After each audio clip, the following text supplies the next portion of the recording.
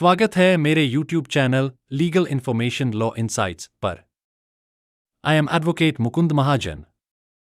आज के वीडियो में हम चर्चा करेंगे भारत में नए किराया नियमों की, किराएदारों के अधिकार और मकान मालिकों की जिम्मेदारियां, साथ ही हाल ही में सरकार द्वारा पेश किए गए सुधार जो निष्पक्ष किराएदारी प्रथाओं, किराया समझौते में पारदर्शिता और त्वरित विवाद समाधान सुनिश्चित करते हैं। नए किराया नियम क्यों? कई वर्षों तक किराएदारों और मकान मालिकों दोनों को कई समस्याओं का सामना करना पड़ा, जैसे अवैध बेदखली, किराया विवाद, पंजीकृत न होने वाली किराएदारी, जमा राशि से संबंधित झगड़े, किराएदारी से जुड़े लंबित न्यायालय मामले। इन समस्याओं के समाधान के लिए मॉडल टेनेंसी एक्ट (MTA) 2021 पेश किया गया ताकि दोनों पक्षों को संतुलित और कानूनी सुरक्षा मिल सके। महत्वपूर्ण कानूनी तथ्य। मॉडल टेनेंसी एक्ट 2021 को 2 जून 2021 को केंद्रीय कैबिनेट ने मंजूरी दी थी। हालांकि यह स्वचालित रूप से पूरे भारत में लागू नहीं होता क्योंकि आवास और भूमि राज्यों के विषय हैं।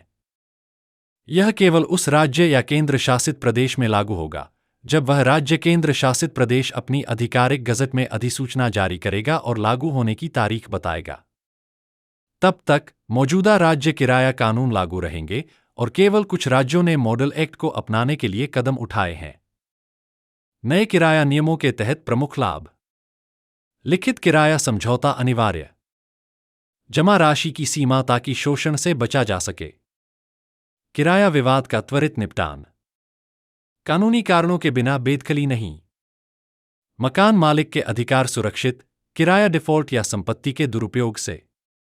ये सुधार पूरे भारत में सुरक्षित और पेशेवर किराया पारिस्थितिकी तंत्र को बढ़ावा देते हैं। बेहतर किराया प्रणाली के लिए सरकार के प्रयास। सरकार औपचारिक किराया समझौतों को प्रोत्साहित कर रही है, जिससे कानूनी सुरक्षा, आयकर लाभ, बैंकिंग अनुपालन में सुविधा, आवास सुरक्षा सुलभ हो सके, अतिरिक्त वित्तीय राहत, किराया पर TDS में छूट, किराएदारों और छोटे मकान मालिकों के वित्तीय बोझ को कम करने के लिए एक धारा 194 IB के तहत TDS दर घटाई गई 5% से 2%। 2 धारा 194 I के तहत किराया सीमा बढ़ाने का प्रस्ताव 2.4 लाख रुपए से 6 लाख रुपए प्रति वर्ष। लागू होने पर कई किराएदारों को TDS काटने की आवश्यकता नहीं होगी।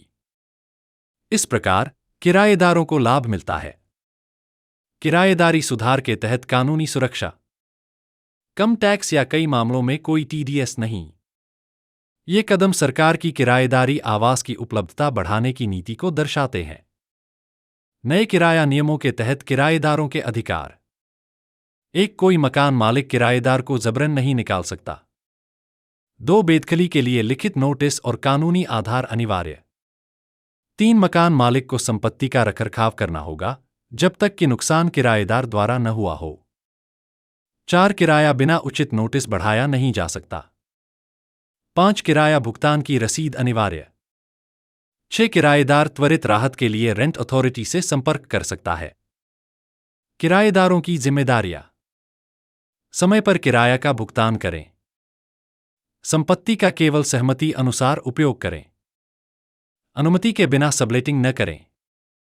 स्वच्छता बनाए रखें और संपत्ति को नुकसान से बचाएं।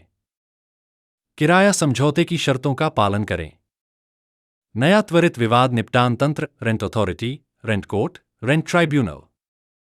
ये संस्थान लंबी सिविल कोर्ट की प्रक्रियाओं के बजाय जल्दी विवाद निपटान सुनिश्चित करते हैं। अंतिम संदेश। नए किराया नियम दोनों पक्षों की सुरक्षा करते हैं। किराएदार उत्पीड़न और अवैध बेदखली से। मकान मालिक किराया हानि और संपत्ति दुरुपयोग से।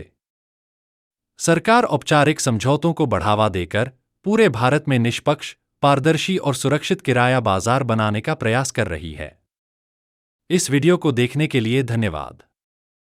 अगर आपको यह जानकारी पूर्ण लगा तो कृपया लाइक, सब्सक्राइब करें और अपने विचार कमेंट में साझा करें। और अधिक कानूनी जानकारी के लिए बेल आइकन दबाना न भूलें। मैं आपसे अगले वीडियो में मिलूंगा। जय हिंद, जय भारत।